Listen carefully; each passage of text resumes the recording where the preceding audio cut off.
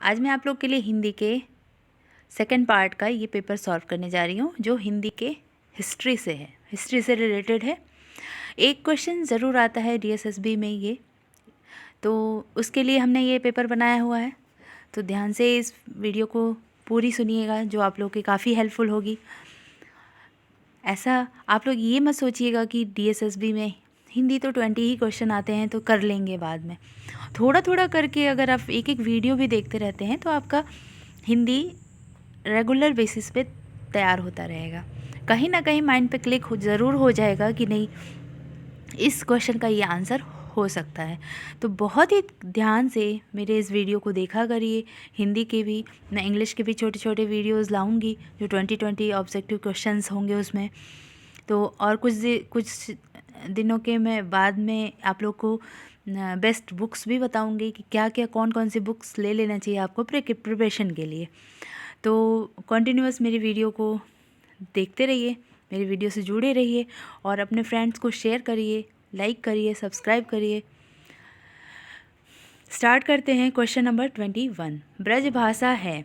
ब्रज भाषा क्या है? ब्रज भाषा पश्चिमी हिंदी भाषा कहते हैं। क्वेश्चन नंबर 22, मगही किस उपभाषा की बोली है? मगही बिहारी उपभाषा की बोली है। इसमें साइड में ये भी दिया हुआ है कि ये किस एग्ज़ाम में आया हुआ है।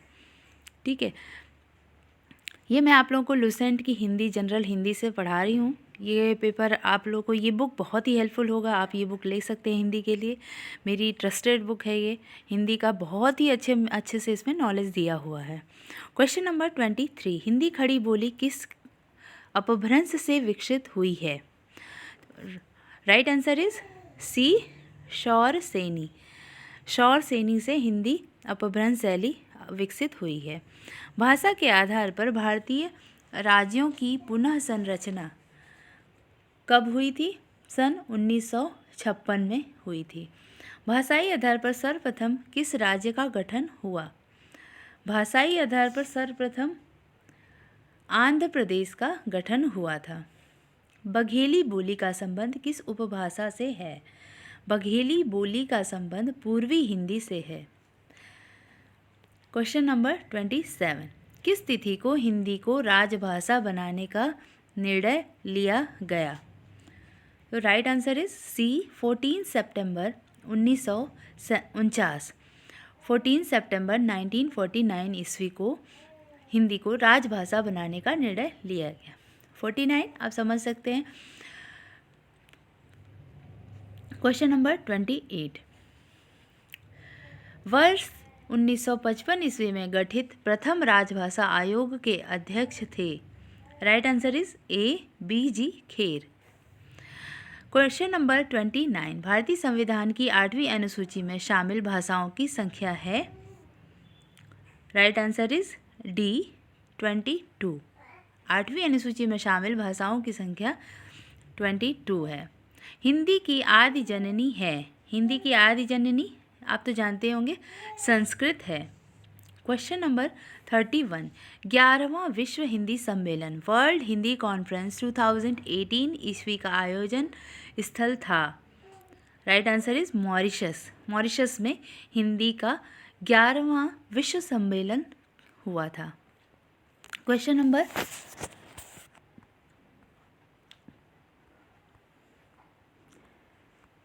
32, निम्नलिखित में से कौन यूरोपीय परिवार की भाषा नहीं है? यूरोपीय परिवार की भाषा मलयालम नहीं है। क्वेश्चन नंबर 33, हिंदी दिवस इस दिन मनाया जाता है? हिंदी दिवस 14 सितंबर को मनाया जाता है। ये देख सकते हैं आप, Uttar Pradesh police sub inspector परीक्षा 2011 के टीजीटी पीजीटी में भी आया हुआ है। इम्पॉर्टेंट क्वेश्चन है। हिंदी दिवस के बारे में भी एक वीडियो मैं बनाऊंगी, जो आप देख लीजिएगा। क्वेश्चन नंबर 34, विकास की दृष्टि से प्राकृत की पूर्वकालीन अवस्था का नाम क्या है? Right answer is A, Pali.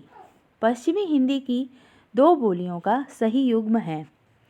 Right answer is D, खड़ी बोली बुंदेली। Question number 36। ये नेट जेआरएफ में भी आया है पिछला क्वेश्चन। आप नेट जेआरएफ की जो तैयारी कर रहे हो उनके लिए भी ये पेपर काफ़ी हेल्पफुल होगा।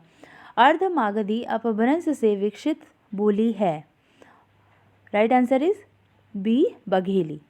देवनागरी लिपि का सही विकास क्रम क्या है? देवनागरी लिपि का सही विकास क्रम ब्राह्मी लिपि, गुप्त लिपि। राइट आंसर इज सी है, ब्राह्मी लिपि, देन गुप्त लिपि, फिर नागरी लिपि, फिर देवनागरी लिपि। Question number 38। Right answer is Bahraich, Sultanpur, Raebareli किस बोली के क्षेत्र हैं? राइट आंसर इज डी, अवधी। देवनागरी लिपि का सही विकास क्रम पूछा है, ठीक है। तो आपको देवनागरी लिपि के बारे में जानना चाहिए। कहते हैं कि उच्चारित ध्वनि जो संकेतों की सहायता से भाव या विचार की अभिव्यक्ति करती है वो भाषा कहलाती है, जबकि लिखित वर्ण संकेतों की सहायता से भाव या विचार की अभिव्यक्ति करते हैं उसको लिखित लिपि कहते हैं। हम किसी चीज़ को पत्थर पे उकेर के लिख के उसका एक सांकेतिक एक रूप बना के हम जो चीज़ कहना चाहते हैं, अपनी भाषा को एक दूसरे के तक पहुँचाना चाहते हैं, उसको लिपि कहते हैं। भाषा श्रव्य होती है जबकि लिपि क्या होती है? दृश्य होती है। तो श्रव्य कला, दृश्य कला के अंदर हमारा एक लिपि भी आता है, जैसे दृश्य देखकर हम समझ सकते हैं उसकी भाषा को। भारत की सभी लिपियां ब्राह्मी लिपि से ही निकली हैं। जितनी भी भारत की लिपियां हैं वो ब्राह्मी लिपि से ही निकली है, और यह लिपि ब्रह्मा के मुख से निकली है, इस वजह से इसको ब्राह्मी लिपि कहते हैं। ब्राह्मी लिपि का प्रयोग वैदिक आर्यों ने शुरू किया था, और ब्राह्मी लिपि का जो प्राचीनतम नमूना 5वीं सदी बीसी का है, जो कि बौद्ध कालीन है। गुप्त काल के आरंभ में ब्राह्मी के दो भेद हो गए, उत्तरी ब्राह्मी और दक्षिणी ब्राह्मी। जो ब्राह्मी के बाद देखिए गुप्त लिपि के बारे में बात कर सकते हैं हम। तो दक्षिणी ब्राह्मी से तमिल लिपि हुई, फिर कलिंग लिपि, फिर तेलुगु कन्नड़ लिपि, फिर ग्रंथ लिपि। तमिलनाडु मलयालम लिपि ग्रंथ लिपि से विकसित का विकास हुआ था। उत्तरी ब्राह्मी से नागरी लिपि का विकास हुआ, इस वजह से उसका नागरी लिपि हो गया। थर्ड इसका ऑप्शन आता है। उसके बाद आता है उत्तरी ब्राह्मी से नागरी लिपि। नागरी लिपि का प्रयोग काल 8वीं से 9वीं शताब्दी से आरंभ हुआ, और 10वीं से 12वीं सदी के बीच इसी प्राचीन नागरी से उत्तरी भारत की अधिकांश आधुनिक लिपियों का विकास हुआ। इसकी दो शाखाएं मिलती हैं जो पश्चिमी व पूर्वी होती हैं। पश्चिमी शाखा की सर्वप्रमुख प्रतिनिधि लिपि देवनागरी लिपि हुई, तो लास्ट में ये देवनागरी हो जाती है। तो इस तरीके से जो विकास क्रम रहा वो ब्राह्मी लिपि से गुप्त लिपि, गुप्त से नागरी लिपि, नागरी से देवनागरी लिपि तक पहुंचता है, इसलिए राइट आंसर इसका सी हो जाएगा।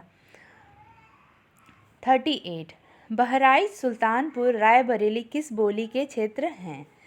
तो जो ये क्वेश्चन है 38 बहराइच, सुल्तानपुर, रायबरेली, इसका ऑप्शन हो जाएगा डी, अवधी से रिलेटेड है। क्वेश्चन नंबर 39 इनमें से किस बोली का बिहारी हिंदी से संबंध नहीं है? तो बिहारी हिंदी से संबंध इसमें से मगही, भोजपुरी, मैथिली, अवधी। तो मिथिला जो हमारा बिहार के में ही आ जाता है, मगही, भोजपुरी बिहार में बोली जाती है। तो अवधी जो होगी वो बिहारी हिंदी से संबंधित नहीं होगी। क्वेश्चन नंबर 14 सितंबर 1949 को भारतीय संविधान सभा ने हिंदी को भारत संघ की कौन सी भाषा का दर्जा दिया? तो इसका आंसर हो जाएगा डी, राजभाषा का। अभी मैंने क्वेश्चन पढ़ा कि कब राजभाषा घोषित किया गया। 14 सितंबर 1949 को भारतीय संविधान ने हिंदी को राजभाषा घोषित किया था। 41 क्वेश्चन नंबर है, 41 विभाषा किसे कहते हैं? क्वेश्चन नंबर 41 विभाषा किसे कहते हैं? क्वेश्चन विभाषा, आंसर नंबर इसका हो जाएगा बी, हिंदी क्षेत्र की प्रमुख बोलियों को विभाषा कहते हैं, ठीक है। क्वेश्चन नंबर 42 विश्व हिंदी दिवस, वर्ल्ड हिंदी डे किस दिन को मनाया जाता है? तो राइट आंसर इसका क्या हो जाएगा? राइट आंसर इज ए, 10 जनवरी को, ठीक है। 10 जनवरी को विश्व हिंदी दिवस मनाया जाता है? विश्व हिंदी दिवस के बारे में थोड़ा सा बता दूं कि इसका उद्देश्य क्या था? यूएनओ की भाषाओं में हिंदी को स्थान दिलाना व हिंदी का प्रचार प्रसार करना। और इसका जो विश्व हिंदी सम्मेलन हो रहा था उसमें पहला जो हुआ था वो नागपुर भारत में हुआ था, दूसरा पोर्ट लुई मॉरिशस में हुआ था, तीसरा जब हुआ था नई दिल्ली में, फिर से न्यू दिल्ली में भारत में हुआ था, चौथा पोर्ट लुई मॉरिशस में हुआ था और पांचवा पोर्ट ऑफ स्पेन में हुआ था, छठा लंदन ब्रिटेन में हुआ था, सातवां पारामारिबो सूरीनाम में हुआ था, आठवां जो हुआ था वो न्यूयॉर्क में हुआ था अमेरिका, नवां जोहान्सबर्ग दक्षिण अफ्रीका एंड 10वां भोपाल भारत में हुआ था। और जो 11वां हुआ था अभी रिसेंट में 18 से 20 अगस्त 2018 में वो पोर्ट लुई मॉरिशस में हुआ था। तो आप लोग को एक हिंट होना चाहिए कि विश्व हिंदी सम्मेलन भी होते हैं और कहाँ कहाँ होते हैं। लास्ट क्वेश्चन जो आ सकता है वो हो सकता है कि लास्ट कब हुआ था और कहाँ हुआ था। तो लास्ट हुआ था 20 अगस्त 2018 पोर्ट लुई मॉरिशस में। ठीक है दोस्तों, तो ये रहा हिंदी का हमारा 22 क्वेश्चन था इसमें। तो आप लोग को ये हेल्पफुल होगा। DSSB NVS KVS net JRF सारे एग्ज़ाम्स में CGT VGT लेवल में हिंदी आता है। ठीक है, तो आप मेरे चैनल से जुड़े रहिए। नेक्स्ट वीडियो में हिंदी का ज़रूर लेके आऊँगी। Thank you for watching my video.